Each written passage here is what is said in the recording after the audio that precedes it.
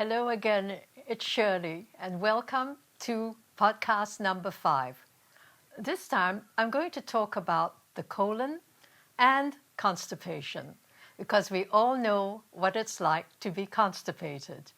And you are constipated if you haven't had a bowel movement in 3 days, and your stools are hard and difficult to pass, or if they come out in blobs, and even when they're watery. This reaction starts when we don't have enough fiber or water and eat too many foods that are ultra-refined, foods that are starchy. And what happens then is your small intestine will reject this. Your colon will not be able to get rid of the waste, and then it ferments in its walls. You become bloated and gassy and blocked up. Occasional constipation is very common. It can happen when we have a change of hours in our work, after surgery, after long flights when we are sitting for too long and there's not enough movement, or if we're not drinking enough water as well. Medication, especially analgesics, can cause havoc with your routine. Sometimes stress and anxiety can cause constipation, but it's not so much stress. It's a lot also to do with the comfort foods we tend to eat when we're in this state. The comfort foods are usually ultra-refined foods that are full of sugar, and that is the very cause of your discomfort and constipation. To relieve the situation, we go to a pharmacy, and there we will choose from dozens and dozens of fiber pills, laxatives, herbal remedies. What doctors like to prescribe mainly is psyllium husk, which is cheap and easy to use with your cereal in the mornings. But remember, with anything that is full of grain or bran, you need to drink a lot of water, and I would think at least 2 liters a day. If your stools become severely impacted, your next course of action would be suppositories or an enema. And trust me, I had them when I was 10 years old, and they're horrible. And I don't think anything's changed with this method. Millennials and Gen X don't know yet what it's like to be constipated. Their colons are still very supple and resilient. It's when we get older and we still abuse ourselves with food that we should not be eating, it's when the colon shows signs of fatigue. It's unable to do its job as what Dr. Walker would describe our intestinal broom. So it's a situation of eat now, pay later. I will show you 2 diagrams from the book Diet and Salad, which Dr. Walker drew himself. A good, young, supple colon and a sluggish colon.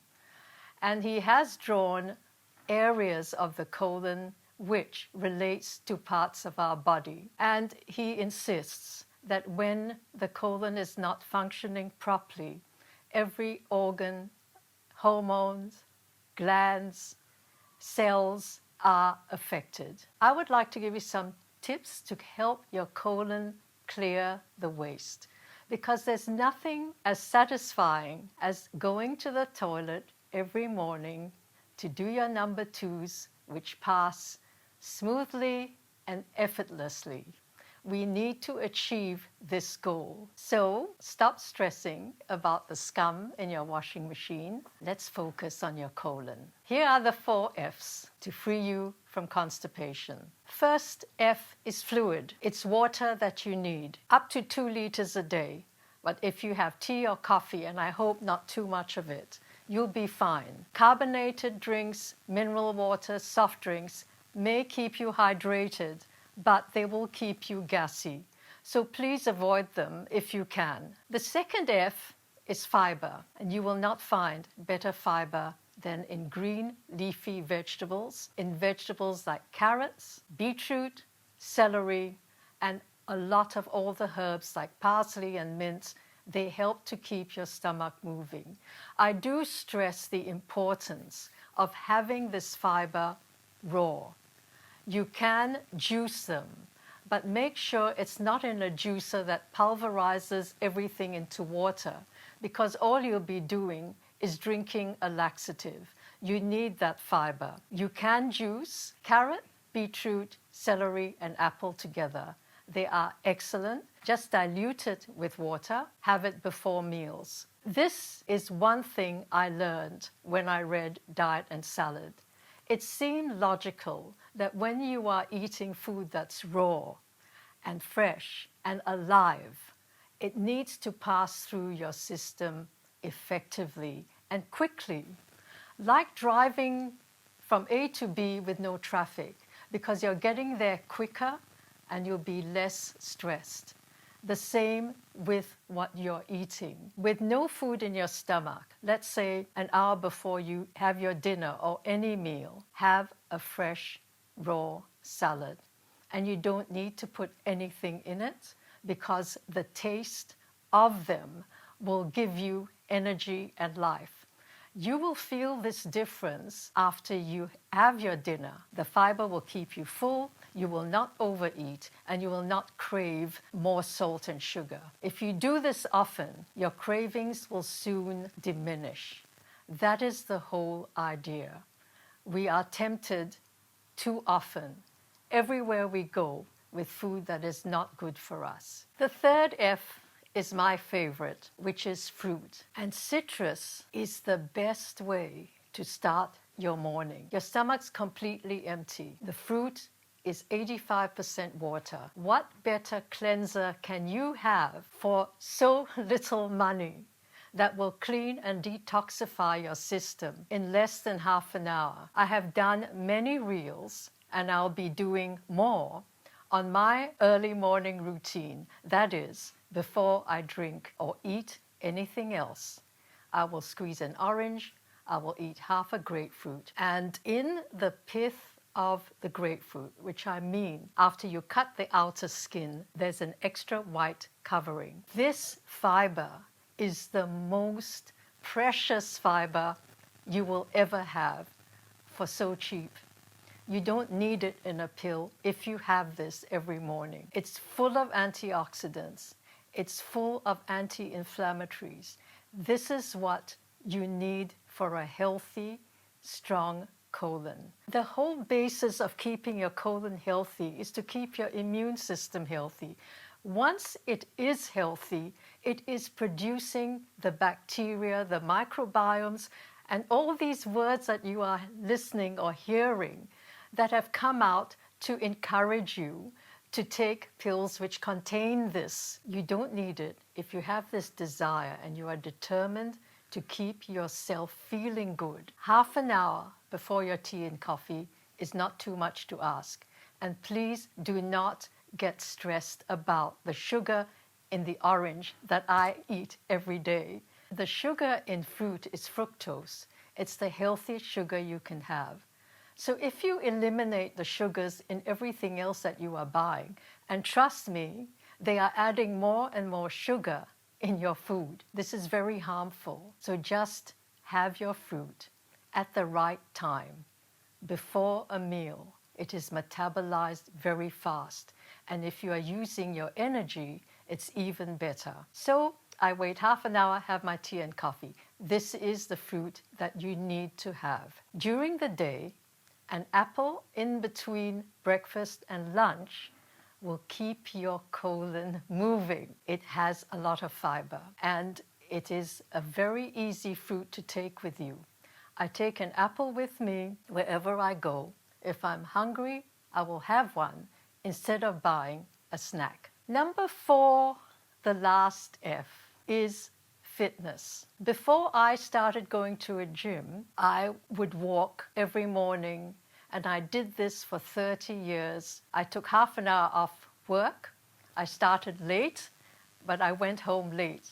because I knew walking would keep not only my circulation going, but will help me keep regular. 30 minutes is all you need to start. But I do suggest you join a gym to get every part of your body moving and alive and circulating. It is so important for every aspect of your health. I will talk more about exercise in my later podcasts. The next thing I want to stress is, because of what we are eating, we are experiencing a lot of digestive problems, not to mention constipation. And because drug companies know this, and because food manufacturers know this, they are constantly trying to give you more and more ideas through their advertising of what you can take to relieve all your symptoms that's really caused by food. We are not being helped in any way. I listen to a lot of programs on TV and podcasts on the radio. Wellness programs are being sponsored by pharmacies. Most of them will have in their hour-long show 10 minutes of useful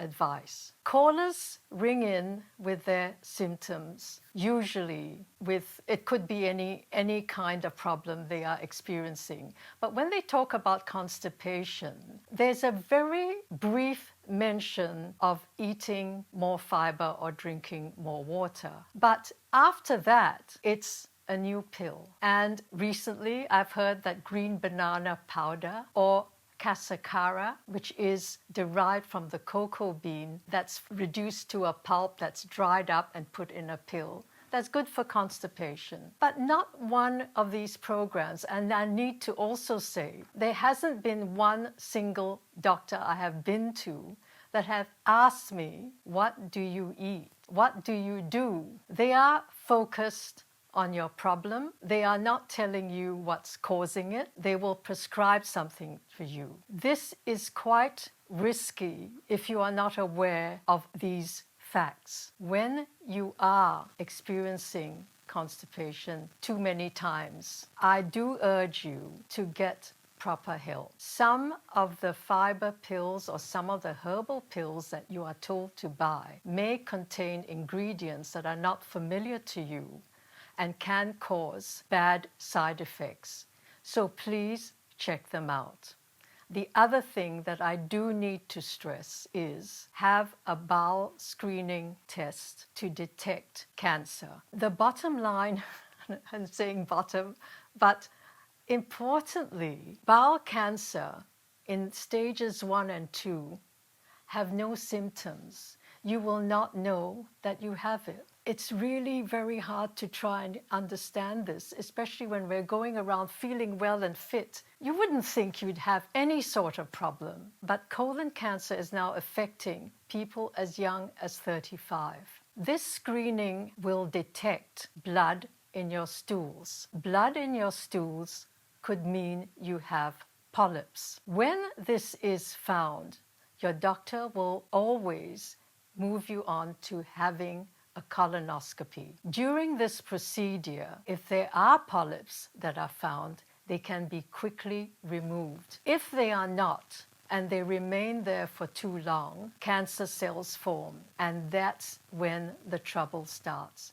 So detection is so much better than waiting till, sadly, people get to stage 3 and 4, and that's when the cells start spreading. That's really not a good thing for anyone to experience. I lost one of my best friends this way. As much as I persuaded her to have these tests, she kept saying she has no time. Even doctors may not pick it up without you having your screening test. They will tell you, just take 1 or 2 things and then wait a while and come back. But time is very precious, and the sooner you get this done, the better.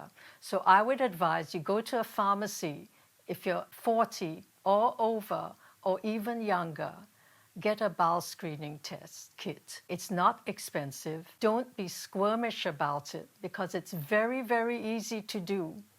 You get it done, you send it off to the appropriate laboratory. Please do this. I also want to touch about constipation in children. When I was growing up, and this was in the 50s and 60s, it was so important to my mother that we did go every day to do our big ones. And I feel that this was one of the things that we are missing. And when I would go to the doctors then, at the age of 12, 13, going on to my teenage years, the doctor would always ask me, did you do a BM today?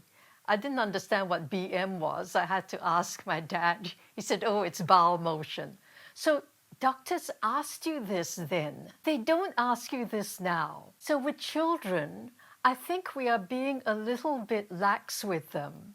We are allowing them to go when they feel like it. And you know what kids are like. They get too distracted with their devices or watching TV or whatever, and they feel the urge, but they don't go. So you need to tell them it is important and give them time to sit on the toilet. Don't tell them quickly, do it and we'll have to go out. Give them time and stress to them the importance of being regular. Now, you can also help them if you give them a drink of water. And if you like, squeeze half an orange, which if it's sweet, just dilute it and get them to drink it first thing in the morning. I see children running about when they get up, watching TV, and then an hour later decide they're going to have their breakfast, which is usually cereal with milk. This is not a good start to the day. At least give them a drink. Tell them it is important for their tummy. Let them read some books. And I did show a book for children called Your Growling Guts. We'll show you this again. Buy it for them. Read it to them. And maybe something will sink in, because you know what kids are like. But they are curious, and this book is good. It's got a lot of interesting pictures, which I guarantee they've never seen before. They need to know a little bit about their bodies. Give them an apple, and I'm sure they do take fruit with them. Perhaps try a few dates. Maybe give them a few pistachios before dinner. They like cracking the shells open. Think of ways you can add more fiber to their diet. You don't really need to give them laxatives or any pills with fiber, as suggested in some ads that I've seen. So here are my tips to get you through the day, to make sure you have fiber to balance the foods that we are eating that we sometimes enjoy. It could be a cake or a pastry. I'm not suggesting you abstain from all of this, but what I want to tell you is become a bit proactive, become a little bit savvy about what is the cause of a lot of our problems. Of course, constipation, one of them. But if you do this, you may be able to get through the day with getting the required amount of fiber and water your colon needs. Take nuts with you. Take a container with you when you go out. If you're in the shops and you're hungry before you get home for dinner, have a few nuts. Have a few dates. You don't need to buy a snack that will keep you full for 10 minutes and then the sugar starts to get you a bit, it will bloat you. Take fruit with you when you go. Change your breakfast cereal to rolled oats or steel-cut oats. Change your starchy foods. Add, say for example, if you like rice, like I do, I soak orange lentils the night before and I cook them with the rice because that gives me a bit of fiber. I don't do it all the time. When I remember, that's what I do. The little orange lentils are very quick to cook. You don't have to preheat them or pre-boil them before you use them. So that's what I do with rice. And the salad before your dinner, please, please, I implore you to start doing this. If it's just one carrot, which I think you should give your kids to peel and slice and let them eat it, they will enjoy it more that way. If it's a plate full of lettuce, if it's 2 stalks of celery, if it's a fennel or half a fennel. I always have this. You will not know the difference in how you feel. When I'm invited out for dinner, I know the salads that they serve will be nothing like what I have at home. And I always keep something in the fridge. If it's a carrot, if it's a stalks of celery, if it's lettuce, if it's a fruit, I will have something before I go out for dinner. It is a very simple, easy thing to do. You may have to leave your wine alone for a while you have your carrot and let it digest. A colon that has no impacted fecal matter that Dr. Walker has described and scared the hell out of me when I first read it. A colon that is free of this will give you all the probiotics, prebiotics, postbiotics, microbiomes. That book, Diet and Salad, which was written so long ago, had no mention of the word fiber and had no mention of any of these words that are being used today to describe gut health. In fact, he didn't use the word gut. His obsession was to keep the colon free of remaining feces that should have been rid of in the first place. When that is the case with you, or at least 70% of the time, you will feel much healthier. You will recover very quickly from your colds and flu. And maybe I'm lucky, I don't know.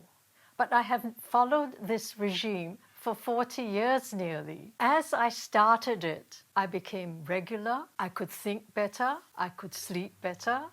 I had more energy because the foods I was eating was the core of my health. And who knows? I always say, so far, so good. Nothing is guaranteed. And in some ways, I'm glad I am not a health professional, a doctor. It was something that I wanted to do. But I feel today we have to learn to be smarter and we have to learn to ask more questions. We are not going to be given the whole picture by any health profession. Do not believe what you hear on social media unless it's from someone who has credibility and has a good track record of telling you the right things.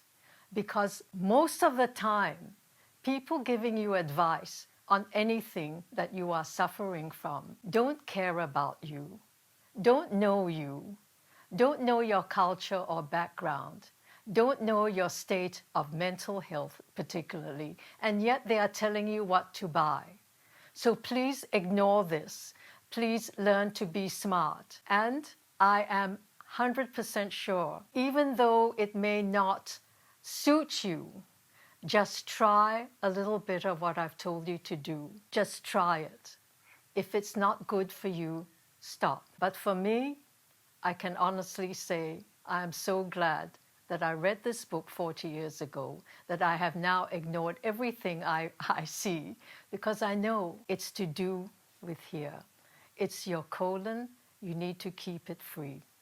And that, my friends, is the end of my podcast on constipation, but I will talk to you a little more about the terms you are hearing that may not mean much to you unless someone explains exactly what it should do and should not do for your health. We are getting a lot of information or a lot of ideas of companies promoting their products, and they're all new and they're all wonderful and they're all super foods. So you need, again, just be savvy, just be smart, just stay well.